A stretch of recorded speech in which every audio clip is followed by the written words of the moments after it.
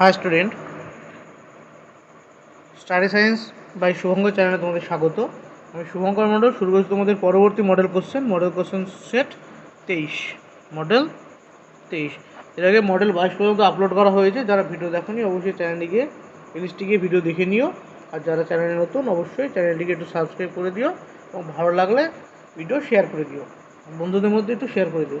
দেখো আজকের প্রথম কোশ্চেন, এক নম্বর প্রশ্ন কি বলেছে যে বিবৃতি এবং কারণে কোশ্চেন। বিবৃতি এতে বলেছে কি, কোনো দ্রবণের মোলারিটি উষ্ণতা নির্ভর করে না কিন্তু মোলারিটি করে। বলছে কোনো দ্রবণের মোলারিটি উষ্ণতা নির্ভর করে না কিন্তু মোলারিটি করে। কিন্তু আমরা কি জানি? আমরা জানি মোলারিটি কি, মোলারিটির একক হচ্ছে মোল পার লিটার। তো মোল পার লিটার মানে দ্রবণের আয়তন কিসে থাকে? লিটারে থাকে। অর্থাৎ আয়তন কিসে থাকবে? এর আয়তন দিয়ে মাপা হয়, দ্রবণের আয়তন মাপা হয়। যেহেতু দ্রবণের আয়তন উষ্ণতা বৃদ্ধিতে আয়তন চেঞ্জ হয়, উষ্ণতা বৃদ্ধিতে দ্রবণের আয়তন যেহেতু চেঞ্জ হয়, তাই মোলারিটি উষ্ণতার উপর নির্ভর করে, উষ্ণতা নির্ভরশীল বা নির্ভর করে। আর মোলালিটি কি হবে? মোলালিটি উষ্ণতার উপরে নির্ভর করে না, কারণ মোলালিটির একক হচ্ছে মোল পার কেজি। অর্থাৎ 1 কেজি দ্রবণে যত পরিমাণ মোল দ্রবিত থাকে, যত গ্রাম মোল দ্রবিত থাকে তাকে বলা হয় দ্রবণের মোলালিটি। তো মোলালিটি যেহেতু কি ভর দিয়ে মাপা হয় আর উষ্ণতা বৃদ্ধিতে ভরের কোনো পরিবর্তন হয় না, তাই এটি উষ্ণতার উপর নির্ভরশীল নয়, উষ্ণতা নিরপেক্ষ। এই হচ্ছে আমাদের উত্তর। তো বিবৃতি এ কি? বিবৃতি এ ভুল। আর তার কারণ দেখো কি বলেছে, আর বলে দিয়েছে কি বলেছে, কোনো দ্রবণের মোলারিটি দ্রবণের আয়তনের সঙ্গে সম্পর্কযুক্ত কিন্তু মোলারিটি দ্রবণের ভরের সাথে সম্পর্কযুক্ত। তাই আমি এটা এখনই বললাম, তাই আর হলো কি সঠিক, তবে এ ভুল আর সঠিক। তো কোন উত্তর ঠিক হচ্ছে? Option D. 2 নম্বর প্রশ্ন কি বলেছে যে 2 নম্বর প্রশ্ন বলেছে যে 2.9 গ্রাম গ্যাসের এসটিপিতে আয়তন দেওয়া আছে 2.5 লিটার। তো আমরা কি জানি এসটিপিতে 2.5 লিটারের ওজন দেওয়া আছে। 2.5 লিটার এর ওজন দেওয়া আছে 2.9 গ্রাম দেওয়া আছে। এসটিপিতে 22.4 লিটার এর ওজন কত হবে? 2.9 × 22.4 বাই 2.5। এখান থেকে ক্যালকুলেশন করলে উত্তর কত আসবে? এখান থেকে উত্তর আমাদের বেরোবে যে 26। ক্যালকুলেশন হবে 26। আর 26 এই অপশানগুলোর মধ্যে কার ভর আসে? C2H2 এর ভর আসে 26। উত্তর আমাদের কত? C2H6। Next question number 3। Question number 3তে কী বলেছে দেখো, বলেছে অ্যাসিড মাধ্যমে KMnO4 এর তুল্যাঙ্ক ভর কত? অ্যাসিড মাধ্যমে KMnO4 এর তুল্যাঙ্ক ভর জানতে হলে অ্যাসিড মাধ্যমে KMnO4 এর বিক্রিয়া কী করে তা জানতে হবে আমাদের। অ্যাসিড মাধ্যমে KMnO4 বিক্রিয়া করে কি, MnO4 মাইনাস যোগ 8H প্লাস যোগ 5E উৎপন্ন করে Mn2 প্লাস যোগ 4H2O। অর্থাৎ অ্যাসিড মাধ্যমে KMnO4 বিক্রিয়া করে কটা ইলেকট্রন লাগে? 5টা ইলেকট্রনের এখানে গ্রহণ বর্জন চলে। অ্যাসিড মাধ্যমে KMnO4 এর বিক্রিয়ায় 5টা ইলেকট্রনের প্রয়োজন হয় বিক্রিয়া করতে গেলে। তাই অ্যাসিড মাধ্যমে KMnO4 এর তুল্যাঙ্ক ভার হবে KMnO4 এর তুল্যাঙ্ক ভার ইজ ইকুয়াল টু KMnO4 এর আণবিক ভর বাই 5। আণবিক কত? KMnO আণবিক 158 বাই 5 ভাগ করলে কত হবে? 31.6। উত্তর কত হলো? 31.6, অপশান সি। নেক্সট কত নম্বর? 4 নম্বর প্রশ্ন। 4 নম্বর প্রশ্ন কি বলেছে দেখো, 4 নম্বর প্রশ্ন বলেছে যে নিচের কোন কোয়ান্টাম সংখ্যা দ্বারা একই কক্ষে অবস্থিত দুটি ইলেকট্রনকে পৃথক করা যায়? নিচের কোন কোয়ান্টাম সংখ্যা দ্বারা একই কক্ষকে অবস্থিত, মানে একই কক্ষকে অবস্থিত দুটি ইলেকট্রন আছে, এই দুটি ইলেকট্রনকে কোন কোয়ান্টাম সংখ্যা চিহ্নিত করা যায়? এটার মান হয় কি প্লাস হাফ, এটার মান মাইনাস হাফ হয়। এটা কোন কোয়ান্টাম সংখ্যা অনুসারে হয়? ঘূর্ণন কোয়ান্টাম সংখ্যা।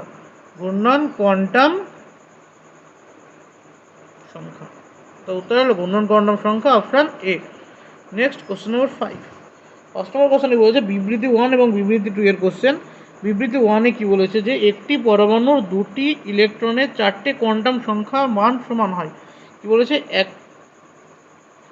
একটি পরমাণুর দুটি ইলেকট্রনের 4টে কোয়ান্টাম সংখ্যার মান সমান হয়। হয় কি? 4টে কোয়ান্টাম সংখ্যার মান সমান হয়? সমান হয় না। 2 নম্বর পাউলির অপবর্জন নীতি বলে দিয়েছে 4টে কোয়ান্টাম মান কখনো এক হতে পারে না। বিবৃতি 2 এ বলেছে একটি পরমাণু দুটি ইলেকট্রন একই কক্ষে উপকক্ষে এবং কক্ষকে অবস্থান থাকলে তাদের ঘূর্ণন একই দিকে হয়। এটাও ভুল, ঘূর্ণন একই দিকে হয় না। যদি একই কক্ষক একইভাবে থাকে ঘূর্ণন হয় বিপরীতমুখী, এটা হচ্ছে বিপরীতমুখী ঘূর্ণন হয়, তাই দুটোই ভুল। নেক্সট কোশ্চেন নম্বর 6, 6 নম্বর প্রশ্ন দেখো বলেছে যে হাইড্রোজেন পরমাণুর প্রথম বর্গকক্ষের ব্যাসার্ধ দেওয়া আছে কত। হাইড্রোজেন পরমাণুর প্রথম বর্গকক্ষের ব্যাসার্ধ R1 সমান কত দেওয়া আছে না 0.53 × 10⁻⁻8 সেমি দেওয়া আছে প্রথম বর্গকক্ষের ব্যাসার্ধ। এটা হচ্ছে প্রথম বর্গকক্ষের ব্যাসার্ধ দেওয়া আছে। দিয়ে বলেছে কি ওই কক্ষে ইলেকট্রনের গতিবেগ কত হবে। ওই কক্ষে কী বলেছে ইলেকট্রনের গতিবেগ। আমরা জানি প্রথম কক্ষে ইলেকট্রনের গতিবেগ কত হয়। প্রথম কক্ষে ইলেকট্রনের গতিবেগ হয় কত Vn সমান সূত্র হয় Vn সমান 2 × 18 × 10⁻⁸ সেমি পার সেকেন্ড আসে Vn প্রথম কক্ষের। এটা V1 হয় কত, তোমার সূত্র কি জানি, আমরা সূত্র জানি Vn সমান কত 2.18 × 10⁸ n/z। এটা হচ্ছে প্রথম কক্ষের ইলেকট্রনের গতিবেগ। তো প্রথম কক্ষের ইলেকট্রনের গতিবেগ n/z মানে এক দিয়ে দেওয়া আছে, তো এর উত্তর হবে এটাই। তো উত্তর হচ্ছে অপশান এ।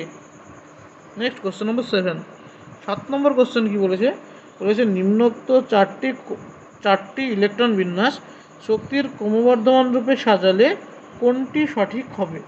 অপশান এতে কি দেওয়া আছে n সমান 4, l সমান কত 1। তো এটা মানে কি হয়, এটা মানে হয় 4p হয়। তো 2 নম্বরে কী দেওয়া আছে, 2 নম্বরে দেওয়া আছে n সমান 4, l সমান 0, এটির মান কত হয়, এটা হচ্ছে 4s হয়।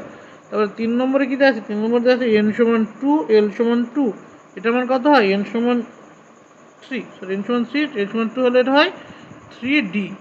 তারপরে 4 নম্বরে কী আছে, 4 নম্বরে n সমান আছে 3, l সমান আছে কত 1, তো এটার মান কত আসে 3p। এই কক্ষগুলো পেলাম, কী পেলাম 4p, 4s, 3d, 4p।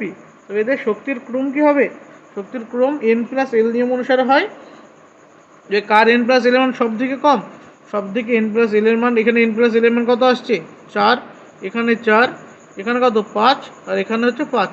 তা দেখো এই দুটো n+l এর মান সমান হচ্ছে। আমরা জানি n+l এর মান সমান হলে যার n এর মান কম তার শক্তি কম, অর্থাৎ 3p এর এনার্জি সব থেকে কম, তারপরে হবে 4s এর এনার্জি।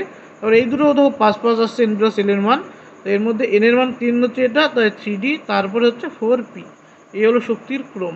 এই শক্তির ক্রম এলো কোথা থেকে এলো, তো 1 নম্বরটা এসছে 3p এসছে কোথা থেকে 4 নম্বর থেকে। 4 সবার আগে থাকবে, তারপরে 2, তারপরে কত 3, তারপরে কত 1, এটা হচ্ছে উত্তর। নেক্সট কোশ্চেন নম্বর 8, 8 নম্বর প্রশ্নে কি বলেছে নিচের ডি কক্ষক জোড়াগুলির মধ্যে কোনটিতে ডি ইলেকট্রন ঘনত্ব অক্ষ বরাবর থাকে। ডি কক্ষক হয় 5 প্রকারের, কী হয় DXY, DYZ, DZX, DX² - y², আর DZ²। এই তো 5টা কক্ষক ডি এর। তো এই 5টা কক্ষক ডি এর মধ্যে কি বলেছে, ডি এর যে 5টা কক্ষক রয়েছে এই 5টা কক্ষকের মধ্যে কার ক্ষেত্রে ইলেকট্রন ঘনত্ব অক্ষ বরাবর থাকে। তো প্রত্যেকটা যদি আমি অরবিটাল ডায়াগ্রাম আঁকি, তো কী আসবে এটাই, এটা যদি এক্স অক্ষ হয় এটা ওয়াই অক্ষ হলে এই অরবিটাল থাকবে, ওলুপগুলো থাকবে অ্যাক্সিসের মাঝ বরাবর, মানে অ্যাক্সিসের মাঝ বরাবর হতে 45 ডিগ্রি অ্যাঙ্গেলে ভিতর দিয়ে একদম। এটা যদি ওয়াই অক্ষ হয়, এটা যদি জেড হয় এটা থাকবে এই বরাবর। এটা কি হতে হয়, এটা যদি এক্স হয়, এটা যদি জেড হয়, এটা কি থাকবে এই বরাবর। এটা এক্স অক্ষ, এটা ওয়াই অক্ষ হলে এটা থাকবে এইরকম থাকবে একটা লোক, এই লাগবে লোক, এটা কি হলো DX² - y²। আর DZ² লোক কেমন হবে, এটা যদি জেড অক্ষ হয়, এটা যদি এক্স ওয়াই যে কোনো একটা অক্ষ থাকে এর লোভ থাকবে এইরকমভাবে, আর এরকম একটা কি থাকবে একটা লোভ থাকে, এই তো থাকে। তো এই যে 5টার মধ্যে দেখো অক্ষ বরাবর কে কে আছে, অক্ষ বরাবর হচ্ছে DX² - y² আর DZ², এই দুটো অরবিটালের লোভ আছে অক্ষ বরাবর, তাই এটা হচ্ছে আমাদের উত্তর, অপশান ডি। নেক্সট কোশ্চেন নম্বর 9, 9 কোশ্চেনে কি বলেছে বোর কক্ষপথে থাকা হাইড্রোজেন পরমাণু দুটি হাইড্রোজেন পরমাণুর একটি ইলেকট্রনের নিউক্লিয়াসের চারিদিকে একবার ঘুরতে সময় কতটুকু লাগে। একটি ইলেকট্রনের নিউক্লিয়াসের চারিদিকে ঘুরতে সময় লাগে এটা direct formula C4π²m r²/n h, এটা হচ্ছে উত্তর, এটা হচ্ছে সময়ের, এটার সময় হচ্ছে টি, কত সময় লাগে ঘুরতে Tn। নেক্সট 10 নম্বর প্রশ্নে কি বলেছে যে পর্যায় সারণীর ড্যাশ মৌলগুলি অনুঘটক রূপে ব্যবহার করা হয়। আমরা জানি পর্যায় সারণীর ডি ব্লক মৌলগুলো কি অনুঘটক রূপে ব্যবহার করা হয়, ডি ব্লকগুলো। Next question number 11। তবে এটা কম্পারেটিভলি ইজি আছে অন্যান্য মডেলের থেকে, তাই তাড়াতাড়ি হয়ে যাচ্ছে। তাহলে কত 11 নম্বর কোশ্চেন কী বলেছে, বলেছে যে এটা ব্লক মেলাতে বলেছে কোনটা কোন ব্লকে হবে। তা কোনটা কোন ব্লক হবে এটা মেলাতে গিয়ে আমি যে তোমাদের ডিরেক্ট মুখস্থ না থাকে কী ধরে করতে বলেছিলাম, নোবেল গ্যাস ধরে করতে বলেছিলাম। আমরা জানি হিলিয়ামে কত হয়, হিলিয়াম থাকে প্রথমে, এটা হচ্ছে পিরিয়ড ফার্স্ট পিরিয়ড, তাই না, ফার্স্ট পিরিয়ড। হিলিয়াম থাকে 2, তারপরে হিলিয়ামের পরে নিয়ন হচ্ছে 10, তারপরে হচ্ছে আর্গন হচ্ছে 18, তারপরে আর্গনের পরে ক্রিপ্টন কত হয় 36। তো কত হলো, এটা 2 নম্বর পিরিয়ড, এটা হচ্ছে 3 নম্বর পিরিয়ড, এটা হচ্ছে 4 নম্বর পিরিয়ড, এটা হচ্ছে 5 নম্বর পিরিয়ড, এটা হচ্ছে 6 নম্বর পিরিয়ড। 6 নম্বর কে থাকে জেনন এক্সি 54। এবার বলেছে কি, বলেছে এস ব্লক মৌল কোনটা, এদের মধ্যে এস ব্লক কোনটা হবে। এস ব্লক কোনটা হবে, দেখো এস ব্লক হবে কোনটা 38, কারণ দেখো 36 হচ্ছে ক্রিপ্টন, 36 পরে 37 হচ্ছে গ্রুপ 1 আর 38 হচ্ছে গ্রুপ 2, তাই 38 হচ্ছে এস ব্লক এলিমেন্টের গ্রুপ 2তে থাকে।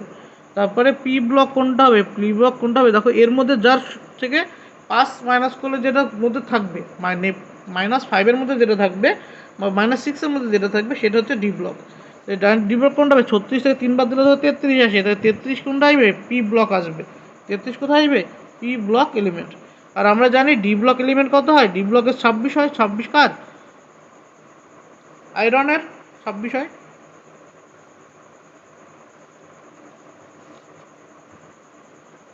আর এ ব্লক কোনটা আসবে, এ ব্লক হচ্ছে 64। এই হলো উত্তর। তো উত্তর আমাদের কোন অপশানটা মিলছে, এখানে মিলছে দেখো অপশান এ। নেক্সট কোশ্চেন নম্বর 12 নম্বর প্রশ্ন বলেছে কি, 12 নম্বর প্রশ্ন বলেছে Ne3s1 ইলেকট্রন বিশিষ্ট মৌলটির অক্সাইডের প্রকৃতি কী হবে। তো নিয়ন 3s1 এটা কি মৌল, এস ব্লক মৌল। তো এস ব্লক মৌলগুলো অক্সিজেনের সাথে বিক্রিয়া করে যে অক্সাইডটা তৈরি করে সেই অক্সাইডের প্রকৃতি কী হয়, ক্ষারীয় অক্সাইড হয়। অক্সাইড কী হয়, ক্ষারীয় অক্সাইড। তাই উত্তর অপশান বি, ক্ষারীয় oxide. Next question number 13 number প্রশ্নে বলেছে কি, নিম্নোক্ত কোন লেখচিত্র দ্বারা এটিকে প্রকাশ করা যায়। নিম্নোক্ত কোন লেখচিত্র দ্বারা প্রকাশ করা যায়, অপশান সি দ্বারা প্রকাশ করা। এটা হচ্ছে যোজ্যতা আর এটা হচ্ছে পরমাণু ক্রমাঙ্ক। এটা কোনটাতে বসাই, অপশান বি, বি এলো না সি এলো, সি। 13 নম্বর কোশ্চেনে কি হলো, অপশান সি হচ্ছে যোজ্যতা ও পরমাণু ক্রমাঙ্কের হাইড্রোজেনের সাপেক্ষে যোজ্যতা লেখচিত্র।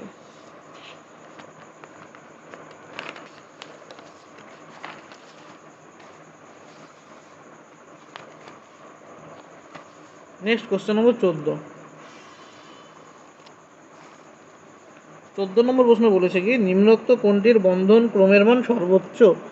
এ আছে CN প্লাস, বি আছে কত CN মাইনাস, সি আছে কত NO আর ডি আছে কত, ডি আছে হচ্ছে CN। এর টোটাল ইলেকট্রন কত, সি এর হচ্ছে 6টা আর 7টা, 6 7 13 প্লাসের জন্য 12টা ইলেকট্রন। এর কত হচ্ছে 13 আর 1 14 ইলেকট্রন। এর কত, হাইড্রোজেন 7 আর 8 15 ইলেকট্রন। CN এর কত হয় 6 আর 7 13 ইলেকট্রন।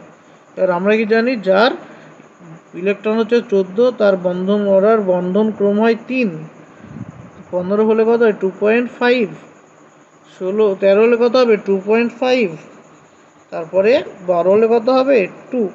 তাই বন্ধন কোণ সব থেকে বেশি কার আসছে, বেশি আসছে CN মাইনাসের, সব থেকে বেশি আসছে কার, CN মাইনাস। তাই উত্তর হচ্ছে আমাদের এটা হচ্ছে উত্তর, CN মাইনাস। নেক্সট কোশ্চেন নম্বর 14 নম্বর কোশ্চেন হলো, এবার হচ্ছে কোশ্চেন নম্বর 15 নম্বর প্রশ্নে কি বলেছে দেখো। 15 বলছে বিবৃতি এবং কারণ। বিবৃতি এতে কি দেওয়া আছে, 15 কোশ্চেনের বিবৃতি এতে দেওয়া আছে কিন্তু আয়নীয় যৌগগুলি অনুদ্বায়ী হয়ে থাকে। তা হ্যাঁ, আয়নীয় যৌগগুলো অবশ্যই অনুদ্বায়ী এবং কঠিন হয়, অনুদ্বায়ী হয় এবং এদের গলনাঙ্ক শূন্যাঙ্ক বেশি হয়। এর কারণ কি বলেছে, কারণ বলেছে যে আয়নীয় যৌগগুলি কঠিন হয়, হ্যাঁ ঠিক, এবং অন্তর্নিহিত আকর্ষণ অনেক বেশি হয়, এটাও ঠিক। তাই উত্তর হবে কি, দুটোই ঠিক। এবং এ হচ্ছে আর হচ্ছে এর সঠিক ব্যাখ্যা, তাই এ হচ্ছে আমাদের অ্যান্সার, ওভারঅল অ্যান্সার এ। নেক্সট কোশ্চেন নম্বর 16 নম্বর প্রশ্নে কি বলেছে, 16 নম্বর প্রশ্ন বলেছে NO2 plus NO3 minus NH4 আয়নের N পরমাণু সংকরণ অবস্থাগুলি কী কী। NO2 প্লাস NO3 মাইনাস আর NH4 প্লাস।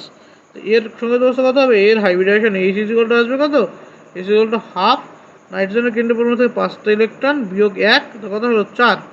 4/2 মানে কত? 2 হলে হয় sp হাইব্রিডাইজড। তো sp হাইব্রিডাইজড হলো কার? এটার কত আসবে? H equal to half nitrogen থেকে 5টা ইলেকট্রন যোগ 1, ইলেকট্রন যেহেতু মাইনাস চার্জ আছে, তো 6/2 মানে কত হয়? 3 হলো হয় sp2 হাইব্রিডাইজড। তো NH4 প্লাসের কথা, N এর হচ্ছে hybridization H equal to half, N এর থেকে কটা? 5টা, 4টে আছে H, 4 বিয়োগ 1, তো কত আসলো? 9 আর 1 8, 8/2 মানে 4 হলো sp3 হাইব্রিডাইজড। তো আমাদের পেলাম কি? sp, sp2, sp3। তো এটা হচ্ছে আমাদের উত্তর হচ্ছে অপশন ডি। নেক্সট কোশ্চেন নম্বর 17 নম্বর প্রশ্নে কি বলেছে দেখো ভালো করে। বলেছে যে কোনটিতে এইচ বন্ধনের শক্তি সব থেকে বেশি থাকে?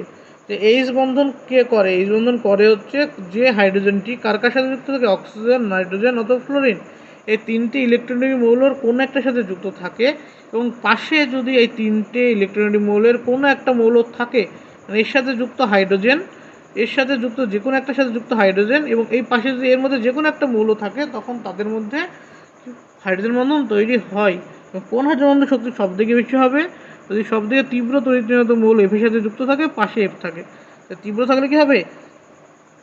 এ ডেল্টা নেগেটিভ সব বেশি হবে, ডেল্টা পজিটিভ মান কম বেশি হবে এর থেকে, মানে ইলেকট্রন জোরকে এ সব থেকে বেশি মাত্রায় টানবে। এইচ এফ বন্ধনের এই এফ বেশি মাত্রায় ইলেকট্রন জোরকে টেনে নিয়ে এর মাথায় বেশি ইলেকট্রন ডেফিসিয়েন্ট করে দেবে, তাই পাশে থাকা এফের সাথে খুব স্ট্রংলি হাইড্রোজেন বন্ধন তৈরি করবে।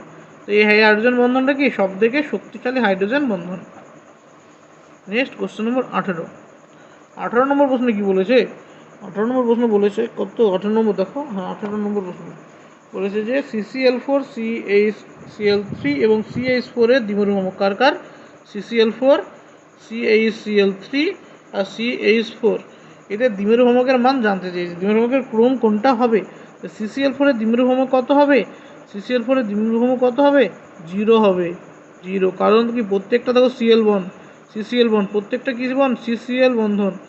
CCl বন্ধন এইরকম, যে কোনো দুটির যোগফল, এই দুটোর যোগফলের সাথে সমান হবে। যে কোনো দুটোর ভেক্টর সামেশন অপর দুটোর সাথে সমান হবে। তো মিউ নেট কত আসবে? নিট ডাইভেলপমেন্ট 0 হবে। এর ডাইভেলপমেন্ট থাকবে, এটা মিউনিট 0 হবে না। আবার CH4 এর মিউনিট কি হবে? 0 হবে। তো আসলো কি? এর মান আছে, এ দুটোর মান 0, তো CHCl3 এর মান কত হবে? বেশি হবে কার থেকে? এই দুটো থেকে, CH4, আর এই দুটোর মান যেহেতু 0, CCl সমান। তো এই হলো আমাদের অর্ডার, এটা এতে আছে, option A. Next question number 19 number question বলেছে যে CO3 2- আর CO2 এদের CO বন্ধন দৈর্ঘ্যের সঠিক ক্রম। CO এর বন্ধন দৈর্ঘ্য বন্ধন ক্রম কি আছে? এইরকম আসে না? CO এই হলো সিওর গঠন স্ট্রাকচার। CO2 গঠন স্ট্রাকচার কেমন হবে? CO, এর মাথায় দুটো লোন পেয়ার, এদের মাথায় কটা লোন পেয়ার থাকে? 6টা থাকে। এবার লোন পেয়ার তো 3টে লোন পেয়ার থাকে। আর CO2 গঠন সংকেত এটা হচ্ছে CO2 হলো। এবার দেখো CO থাকে বন্ধনক্রম কত? CO এর বন্ধনক্রম 3 আসলো, CO2 বন্ধন করে CO বন্ধনক্রম আসলো 2, এবং এর বন্ধনক্রম কি আসে? এটা কি করে? রেজোনেন্সে পার্টিসিপেট করে। এই রেজোনেন্স করে কি তৈরি করবে? CO- double bond O। আবার এই বন্ধনটা এখানে পড়বে, এটা ব্যাক করে এটা চলে যাবে, তো তৈরি হবে কি? CO- ও ডবল বন্ড O মাইনাস। আবার কি হবে? এটা এখানে রিপিট করে এখানে তৈরি হবে, অর্থাৎ তৈরি হবে কি? লাস্টে আসবে কোনটা? আবার ঘুরিয়ে প্রথম স্ট্রাকচারের মধ্যে চলে আসবে। এ আসলো। তবে এর যে রেজোনেন্স এগুলো পেলাম, এর রেজোনেন্স হাইব্রিডের স্ট্রাকচার কী হবে? এতে রেজোনেন্স হাইব্রিড স্ট্রাকচার যদি আমরা ড্র করি, আসবে কত? CO- আর এই যে পুরোটা মাথায়, পুরোটা পাই বন্ধনটা পুরোটার মাথায় লোকালাইজ হবে 2-, অর্থাৎ এটা কম বন্ধন, এটা ডের বন্ধন প্রকৃতি হলো না? তো আমরা জানি কি বন্ধন ক্রমের মান যত বাড়বে তার বন্ধন দৈর্ঘ্য তত ছোট হবে। বন্ধন ক্রম সব থেকে বেশি কাজ CO, তো C এর বন্ধন দৈর্ঘ্য সব থেকে ছোট, তারপরে CO2 বন্ধন দৈর্ঘ্য, তারপরে হচ্ছে CO3 এর বন্ধন দৈর্ঘ্য, CO3 2-, এই হলো আমাদের বন্ধন দৈর্ঘ্যের ক্রম। নেক্সট কোশ্চেন নম্বর 20। কত নম্বর কোশ্চেন? 20। বলছে হেক্সাগোনাল সরল একক কোষের চতুস্থলকীয় এবং অষ্টতলকীয় ফাঁকা স্থানের সঠিক সংখ্যা যথাক্রমে কী হবে? বলছে হেক্সাগোনাল সরল একক কোষের চতুস্থলকীয় এবং অষ্টতলকীয়, হেক্সাগোনালের চতুস্থলকীয় এবং অষ্টতলকীয় ফাঁকা স্থানের সংখ্যা থাকে কত? 12,6। 12,6। নেক্সট কোশ্চেন নম্বর 21 বলেছে কত? 14টি ব্রেভিস লেটিসের একক কোষগুলির মধ্যে দেহকেন্দ্রিক একক কোষের সংখ্যা কতগুলো? 14খানা যে ব্রেভিস লেটিস পাওয়া যায়, 14খানা কি পাওয়া যায়? ব্রেভিস লেটিস পাওয়া যায়, তার মধ্যে দেহকেন্দ্রিক একক কোষের সংখ্যা হচ্ছে 3টে। দেহকেন্দ্রিক থাকে 3খানা। নেক্সট 22 নম্বর প্রশ্ন। 22 নম্বর প্রশ্নে কি বলেছে? বলেছে সম উষ্ণতার কোনটির গড় বর্গবেগের বর্গমূলের মান সর্বাধিক, অর্থাৎ CRMS এর বেগ কোনটির সব থেকে বেশি হবে বলেছে। আমরা জানি CRMS সমান √3RT/m, তাই তো? CRMS মানে কি আসলো 3RT/m। আর কি? আর হচ্ছে সার্বজনীন গ্যাস ধ্রুবক, টি হচ্ছে কি পরম উষ্ণতা, আর এম হচ্ছে আণবিক ভর। অর্থাৎ আমরা এখান থেকে লিখতে পারি CRMS উষ্ণতা স্থির থাকলে ভ্যারিজ 1/√m, অর্থাৎ আণবিক গুরুত্বের বর্গমূলের ব্যস্তানুপাতিক। অর্থাৎ আণবিক গুরুত্ব যার কম, এম যার কম, তার CRMS বেগ বেশি, আর এম যার বেশি মানে আণবিক ভর যার বেশি, তার CRMS বেগ কম। তো কী আসবে এখানে উত্তর? যে অপশানগুলো দিয়েছে তার মধ্যে দেখো কার ভর সব থেকে কম হবে? SO2 এর ভর কত হয়? SO2 এর ভর হয় 64। CO2 এর ভর কত হয়? 44। O2 এর ভর কত হয়? 32। আর H2 এর ভর কত হয়? 2। H2 এর ভর যেহেতু সব থেকে কম, তাই এর CRMS বেগ সব থেকে বেশি। উত্তর হচ্ছে এটা, হচ্ছে অ্যান্সার। নেক্সট কোশ্চেন নম্বর, এটা 22। নেক্সট হচ্ছে কোশ্চেন নম্বর 23। 23 নম্বর কোশ্চেনে কী বলেছে? বলেছে 350 কে এবং 15 বার চাপে একটি গ্যাসের আয়তন সম শর্তে একটি আদর্শ গ্যাসের আয়তনের 20% কম। গ্যাসটি তার সংকোচনশীলতার গুণকের তথ্য কোনটি সঠিক? আমরা কি জানি সংকোচনশীল গুণক Z = V real by V ideal, এটা জানি। জেড সংনমতা ধ্রুবক Z = V real by V ideal। V real হচ্ছে কি? রিয়েল হচ্ছে কি? এটা হচ্ছে বাস্তব গ্যাসের আয়তন বাই আদর্শ গ্যাসের যে আয়তনের অনুপাতকে বলা হয় জেড সংনমতা গুণকের মান। আমরা কি পেলাম এখানে? দেওয়া আছে কি আমাদের? দেখো ভালো করে বলেছে যে শর্ত সব সেম। বলেছে একটি আদর্শ গ্যাসের আয়তনের 20% কম। কী বলছে? একটি আদর্শ গ্যাসের আয়তন, একটি গ্যাসের আয়তন সমশর্তে একটি আদর্শ গ্যাসের আয়তনের 20% কম। যদি আদর্শ গ্যাসের আয়তন কত হয়? 100 ধরে নিই আমরা। ভি আইডিয়াল যদি 100 ধরি, তো ভি রিয়েল কত আসবে? 80 আসবে না? 20% কম বলেছে। যদি আমরা ভি আইডিয়াল বলেছে, ভি আইডিয়াল যদি আমরা এটাকে 100 দ্বারা রিপ্রেজেন্ট করি, তো ভি রিয়েলের মান কত আসবে? 80 আসবে, যেহেতু 20% কম। তো কত আসলো? 80/100। তো 80/100 কি 1-এর থেকে কম না বেশি? 1-এর থেকে হচ্ছে কম। তো জেডের মান কি আসলো? জেড <1 আসলো। তো জেডের মান কি আসলো? 1-এর থেকে কম এলো। 1-এর থেকে জেডের মান কি আসলো? কম এলো। এবার 1-এর থেকে কম আসলো, এবং এখান থেকে আমরা বলতে পারি কি, যদি কি রিয়েল গ্যাসের আয়তন বাস্তব গ্যাসের আয়তন থেকে কম হয়, আদর্শ গ্যাসের আয়তন থেকে যদি বাস্তব গ্যাসের আয়তন কম হয়, তার মধ্যে আকর্ষণ বল উপস্থিত। তার মধ্যে কি উপস্থিত? অত্যাধিক আকর্ষণ বল উপস্থিত। এবং আকর্ষণ বল উপস্থিত থাকলে সেই গ্যাসকে সহজে তরলে পরিণত করা সম্ভব। তাই আমাদের কি পেলাম? জেডের মান 1-এর থেকে কম এবং এদের মধ্যে আকর্ষণ বল উপস্থিত। তাই অপশন হচ্ছে সি। নেক্সট কোশ্চেন নম্বর 24। 24 নম্বর প্রশ্নে কি বলেছে দেখো। 24 নম্বর প্রশ্নে একটা ছক দিয়ে দিয়েছে, স্তম্ভ 1 স্তম্ভ 2। স্তম্ভ 1 স্তম্ভ 2 এর মধ্যে বলেছে কে প্লাস কোনটা বিক্রিয়া করে? এর মধ্যে কে প্লাস কি করে? কে প্লাস করে হচ্ছে সোডিয়াম পটাশিয়াম পাম্প হিসেবে ব্যবহার করা হয়। কে প্লাস কি করে? সোডিয়াম পটাশিয়াম পাম্প হিসাবে কাজ করে। তারপরে কি আছে? তারপরে আছে KCl। KCl কীভাবে কাজ করে? KCl হচ্ছে রাসায়নিক সার রূপে ব্যবহার করা হয়। পটাশিয়াম ক্লোরাইডকে কী রূপে ব্যবহার? রাসায়নিক সার রূপে ব্যবহার করা হয়। তারপরে কি আছে? তারপরে আছে KOH। KOH কি? KOH হচ্ছে CO2 শোষক। আর লাস্ট Li কি আছে? Li হবে কি বাদ থাকলো? থার্মোনিউক্লিয়ার বিক্রিয়া। Li করে কি? থার্মোনিউক্লিয়ার নিউক্লিয়ার বিক্রিয়া। তো এটা কার সাথে মিলছে? দেখো এটা মিলবে কোথা থেকে? অপশান একের সাথে সি, একের সাথে সি এবং দুইয়ের সাথে বি। একের সাথে সি, দুইয়ের সাথে বি, এটা আছে কোথায়? এক সি দুই বি, এক সি দুই বি আছে অপশান সিতে। নেক্সট কোশ্চেন নম্বর 25। 25 নম্বর প্রশ্নে কি বলেছে? 25 নম্বর কোশ্চেনে বলেছে নিম্নলিখিত মৌলগুলির কোনটির মুক্ত অবস্থায় বিজারণ ক্ষমতা সব থেকে বেশি। যে নিম্নলিখিত যে 4টি মৌল দিয়েছে বলেছে এর মধ্যে মুক্ত অবস্থায় কার বিজারণ ক্ষমতা সব থেকে বেশি। আমরা বিজারণ ক্ষমতা সব থেকে বেশি কার পাবো?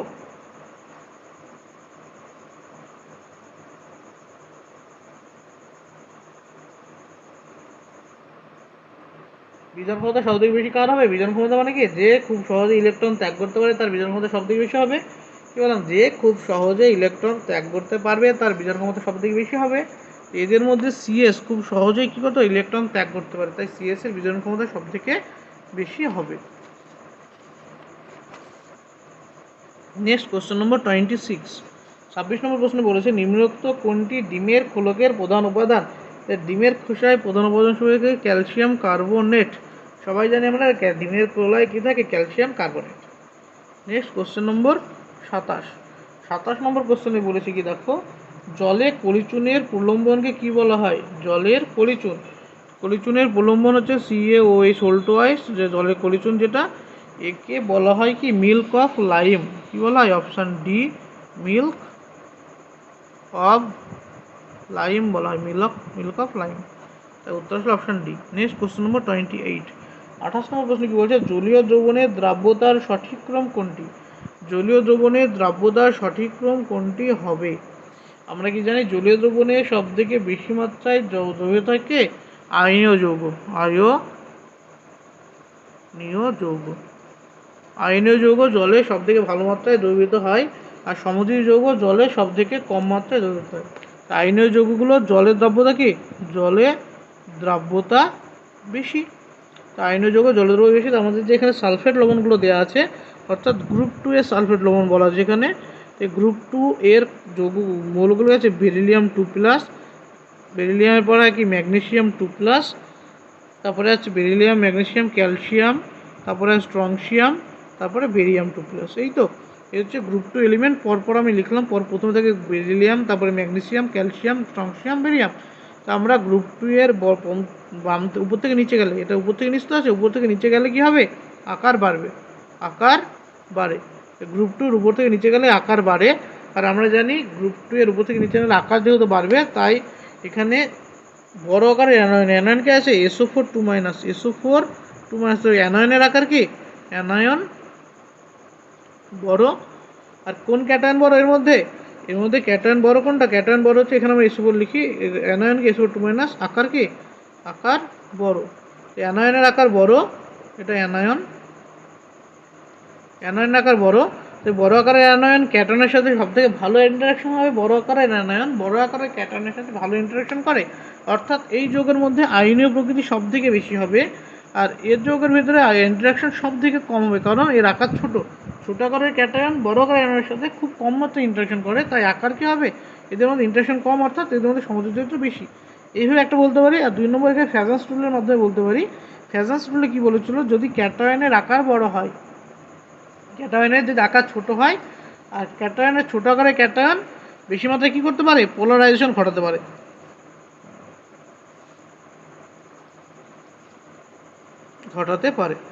কী করতে পারে? ছোট আকারের ক্যাটায়ন, ক্যাটায়নের সাইজ যদি স্মল হয়, ক্যাটায়নের আকার যদি ছোট হয়, তবে তার পোলারাইজেশন কী হয়?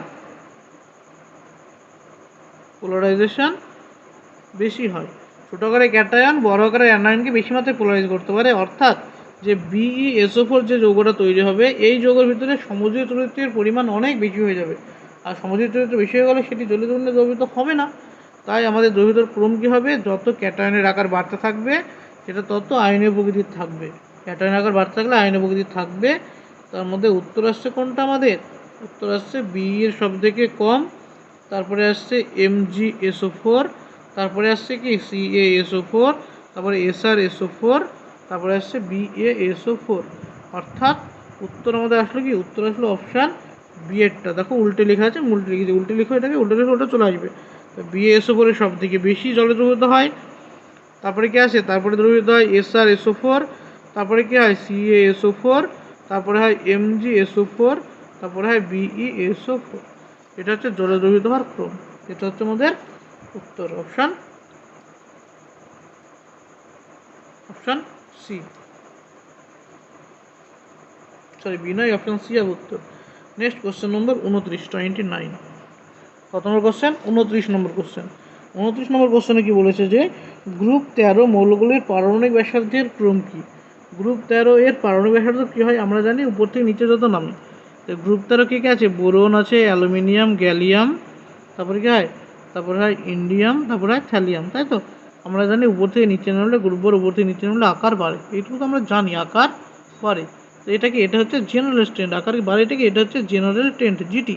কিন্তু এটা হচ্ছে জেনারেল ট্রেন্ড মানে নর্মাল নিয়ম, সাধারণ নিয়ম। কিন্তু বাস্তবে যদি আমরা উপর থেকে নিচে নামি তখন আকার বাড়ে, মানে এটা এরকম হওয়ার কথা ছিল কত, এর কথা হচ্ছিল INTL। এটা হচ্ছে আকারের ক্রম এরকম হওয়ার কথা, কিন্তু বাস্তবে এরকম আকার হয় না।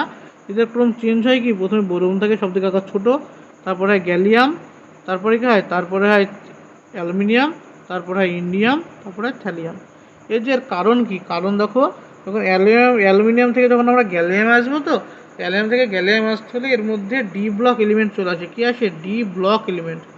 ডি ব্লক এলিমেন্ট যখন ঢুকে পড়বে, তো ডি ব্লকের এলিমেন্টের ডি এর কী আছে, ডি এর আবরণী ক্ষমতা খুব কম। ডি এর কী কম, আবরণী ক্ষমতা কম।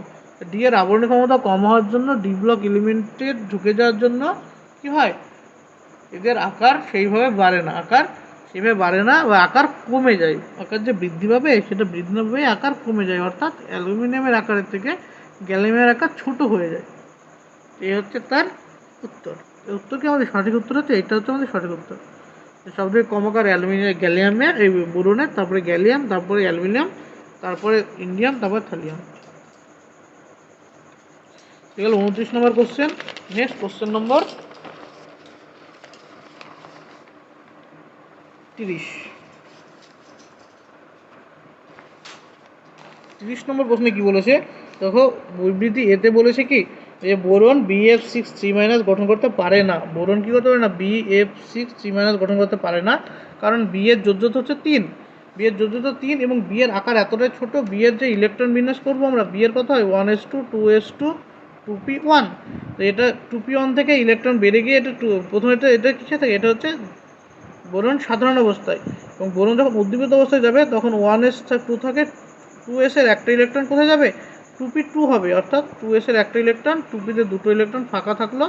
এবার এই ফাঁকা ইলেকট্রন থাকার জন্য এইগুলো করে, মানে এর সাথে এবার এই দুটোর সাথে হলো করে বোরন কী করে 3 দেখায়, এইটা ফাঁকা থাকে, এখানে একটা ইলেকট্রন করে BF4- খুব জোর হতে পারে, কিন্তু বিএর যদি ভ্যাকান্ট ডি নেই তাই BF6 তৈরি করতে পারে না, তবে এই বিবৃতি কি, BF6 তৈরি করতে পারে না বলেছে, তো ঠিক বলেছে, এই বিবৃতি কি ঠিক বলেছে। কারণ আর দেখো কি বলেছে কি বিয়ের আকার খুব ছোট, তো এটাও ঠিক। তো আর ঠিক, এই ঠিক, এবং আর হলো এর সঠিক ব্যাখ্যা, তাই উত্তরের আমাদের অপশান এ হচ্ছে আমাদের ওভারঅল উত্তর। নেক্সট কোশ্চেন নম্বর 31 কী বলেছে দেখো, 31-এ বলেছে যে কাচের মতো স্বচ্ছ বর্ণহীন সোহাগা গুটিতে নিম্নোক্ত কোনটি থাকে। কাচের মতো স্বচ্ছ সোহাগা থাকে কে, থাকে হচ্ছে NaBO2 যোগ B2O3, অর্থাৎ অপশান ডি। নেক্সট কোশ্চেন নম্বর 32 কথা বলছে একটি উৎকৃষ্ট মানের সিমেন্টের সিলিকা ও অ্যালুমিনিয়াম অনুপাত কত হয়, 3:1 হয়, 3:1, এটা গেল বি। নেক্সট কোশ্চেন নম্বর কত আছে না 33 নম্বর হচ্ছে নিম্নোক্ত কোনটি সিলিকার সাথে বিক্রিয়া করে, SiO2-র সাথে বিক্রিয়া করে, একমাত্র এইচএফ এর সাথে বিক্রিয়া করে। এইচএফ কী করে, এসআইয়ের সাথে বিক্রিয়া করে, SiO2-র সাথে বিক্রিয়া করে। নেক্সট কোশ্চেন নম্বর 34 নম্বর কোশ্চেন বলেছে কি তড়িৎ বিশ্লেষণে তড়িৎদ্বার হিসেবে ব্যবহার করা হয় কে, অপশানে গ্রাফাইট কেন ব্যবহার করা হয়, গ্রাফাইট হচ্ছে sp2 হাইব্রিডাইজড, অর্থাৎ এটি একটি পি আর পাই ইলেকট্রন থাকে, এর কী আছে পাই ইলেকট্রন থাকে। পাই ইলেকট্রন থাকার জন্য গ্রাফাইট কী করতে পারে, গ্রাফাইট ইলেকট্রন তড়িৎ পরিবহন করতে পারে, তাই গ্রাফাইটকে তড়িৎদ্বার হিসেবে ব্যবহার করা হয়। নেক্সট কোশ্চেন নম্বর নেক্সট, এবং আমাদের মডেল নম্বর কত, এটা মডেল হচ্ছে 23-এর শেষ কোশ্চেন। শেষ কোশ্চেন কী বলেছে যে প্রদত্ত কোনটি অগ্নিনির্বাপক হিসেবে ব্যবহার করা হয়। অগ্নিনির্বাপক ব্যবহার কি কার্বন ডাইঅক্সাইড, সবাই জানো ছোটো থেকে পড়ে আসছো কার্বন ডাইঅক্সাইড কি আগুন নেভাতে ব্যবহার করা হয়, তাই উত্তর হলো অপশান সি। এই গেল তোমাদের মডেল 23-এর শেষ করা হলো। এর পরবর্তী মডেল খুব শীঘ্রই আপলোড করা হবে। তোমরা জানো আমার চ্যানেলে নতুন, তারা অবশ্যই কী করবে, চ্যানেলটিকে একটু সাবস্ক্রাইব করে দেবে এবং বন্ধুদের মধ্যে ভিডিওগুলো শেয়ার করে দিও। বন্ধুদের মধ্যে শেয়ার করে দিও। তোমাদের জন্য এত ভিডিও করা, খাটাখাটি করা তোমাদের জন্য সব কিছু, তাই তোমরা যত বেশি মাত্রায় শেয়ার লাইক কমেন্ট করবে তত আমার ভালো লাগবে। এবং কে কোথা থেকে দেখছো একটু কমেন্টে জানিয়ে দিও তোমরা কোথা থেকে দেখছো, অর্থাৎ তোমাদের সিটি এবং ডিস্ট্রিক্টের নাম। থ্যাংক ইউ, আজ এখানেই রাখছি।